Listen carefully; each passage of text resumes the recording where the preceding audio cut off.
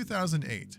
Indiana Jones and the Kingdom of the Crystal Skull opens, and it's wrong in a way nobody could quite put their finger on. The reviews were mostly positive. Harrison Ford was right there, it was well shot, but the film felt hollow, and the explanations that stuck, the aliens, CGI gophers, Shia LaBeouf, and the refrigerator, those were all just symptoms of the actual problem. So, obviously, we'll start with the refrigerator sequence. Indy climbs in, the bomb detonates, the fridge flies, and Spielberg cuts to the mushroom cloud. The shockwave, the refrigerator tumbling through the Nevada sky. Technically, it's fine, but it feels like nothing. What should have been there is Indy's face inside the fridge, the white-knuckle grip on the door handle. The pure animal terror of a man in a sealed metal box while a nuclear bomb goes off outside. Because that one shot, 2 seconds, maybe 3, turns a physics impossibility into something you'd carry around for years. Instead, we just have footage. After the fridge lands, Spielberg does give us something. Indiana Jones, silhouetted against the mushroom cloud, the ruined sky behind him. He's still standing. And it's the most striking image in the whole sequence. It almost works, because for the first time, you have a human form against something enormous. But it arrives 90 seconds too late. You've already processed the spectacle. You've already been watching from outside. And putting the face here doesn't really give you the emotion anymore. Then we have the jungle chase. Mutt Williams swinging through CGI vines with CGI monkeys, a Tarzan callback that's supposed to be funny, but it dies on arrival because there's no face to register the absurdity. No person for the joke to pass through. The gag lands in the film's own lap. And then of course we have the army ants. Hundreds of insects forming a character alive.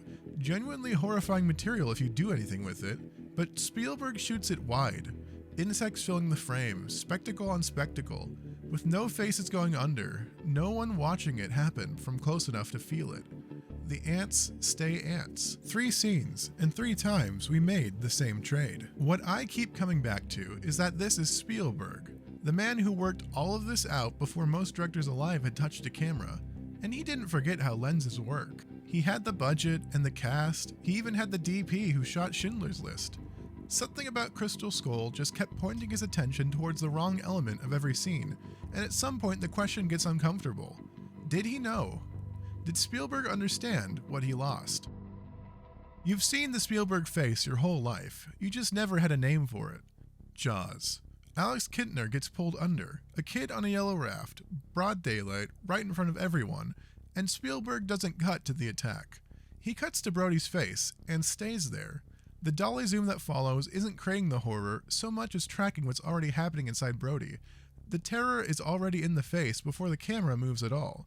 You're inside him before you realize it. Here's what's happening in that shot. You can't move an audience by showing them something large, because spectacle is just base information. You watch it, you process it, and it doesn't touch you.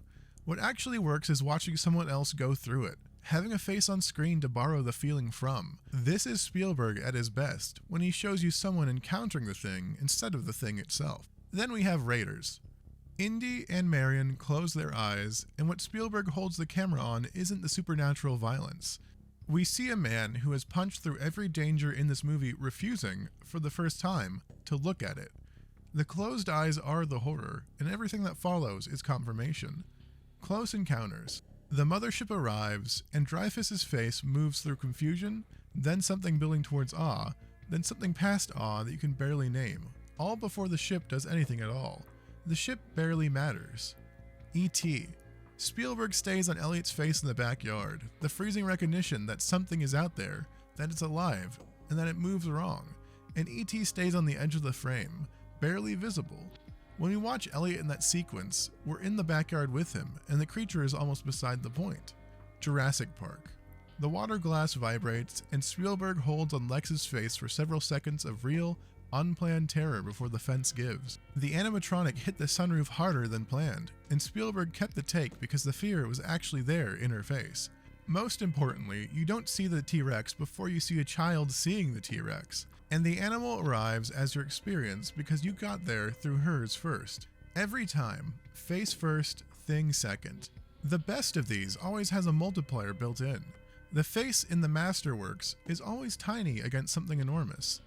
A man on a small boat against a shark, A kid in the dark against something he can't fully see. Schindler's face against the full scale of what he's watching.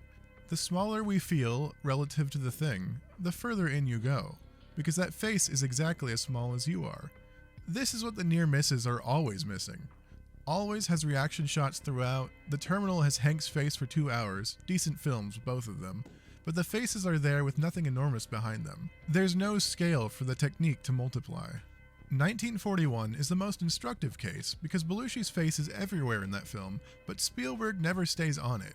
He keeps pulling wider, keeps adding chaos, keeps splitting your attention across a dozen characters at once. There's no Brody here, no single person the film belongs to, just spectacle spread evenly over a crowd. The BFG gets closer and still loses it. Spielberg keeps returning to the giant CGI eyes, which are genuinely beautiful work, but Sophie is the anchor. Sophie is the human face you're supposed to be inside, and every time Spielberg cuts back to the BFG, you lose the thread. Here's what Crystal Skull actually breaks. Not the presence of faces, because Ford's face is in almost every frame, but the order. In every film that works, the face comes before the spectacle. You're inside someone's experience of the thing before you've seen the thing. In Crystal Skull, the face keeps coming after, as a reaction to something you've already watched from outside. A capstone on footage you've already processed. Face before spectacle, spectacle before face. That's the whole difference. If the idea of a director's singular visual mechanism interests you, the specific technical choice that defines everything they make, I've already run that same diagnosis on Christopher Nolan's upcoming Odyssey, and the pattern I found there is just as precise and just as easy to miss. That video is linked above. Everything I just described, you can see it come back in the final trailer for Disclosure Day. Spielberg holds on Blunt's face before showing you anything. She moves through something, confused first, then something shifts, and then she just looks like someone watching the world become a different world. And he waits. He doesn't cut to what she's looking at until you've been in there with her. Then he shows you. Face first, thing second, and the scale is as large as Spielberg has ever had to work with. One person looking up at an interstellar civilization making itself known. The critics who've seen it reach for top-tier Spielberg, as exhilarating as Raiders but with the emotional texture of his post-9/11 work. They call it Blunt's most accomplished performance. They use words like breathtaking and earned and real. That's a vocabulary people reach for when they feel something is working but can't name why. What they're responding to is a face arriving before the spectacle, the same way it did in Jaws and E.T. and Close Encounters. So when people say Spielberg's best film in 20 years, that's what they mean. A mechanism coming back online after a long time away. Crystal Skull is a mechanism failure, but its existence as a film is a separate structural problem, and why Spielberg made it, why the studio greenlit it, and why it was always going to disappoint. That's the legacy sequel trap, and I've diagnosed exactly how it works in another video. Link below. Here's what this actually tells you, beyond one director's career. Hollywood spent 20 years operating on the belief that you could overwhelm people into feeling something.